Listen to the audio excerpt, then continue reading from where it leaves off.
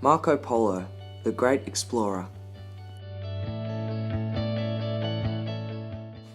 Marco Polo was born into a merchant family in Venice, Italy, in 1254. As a kid, Marco had always had an interest in exploring and discovering the unknown. On one occasion, Marco's father and uncle went to China and met with Kublai Khan.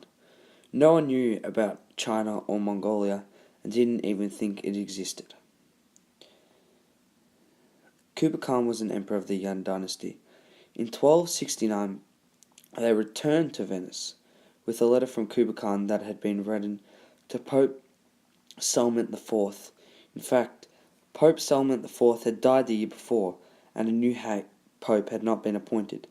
In 1271, when Marco was 17 years old, his long-life dream had come true, to go exploring into the unknown. The Polo set out eastwards from Venice on their second trip to China. They crossed over the Mediterranean Black Sea, passed through the land of the Eucarpes and the Tigris Sea, and reached the age-old city of the Middle East, Baghdad. They headed south and eastwards to the prosperous seaport of Osma, at the mouth of the Persian Gulf. From there they journeyed towards the north and east, successfully crossing the desolate Iron Plateau, a snow-covered Palmares, overcoming the trials of illness, hunger, thirst, escaping bandits and wild animals. They finally reached Xinjiang. Marco Polo was attracted by the beautiful Kashgar and Hitang, famed for its jade. They traversed overthrew the Taklamakan desert, arrived in Dunhuang, and visited the Moyogo grottos, noted for the Buddhist sculptures and frescoes.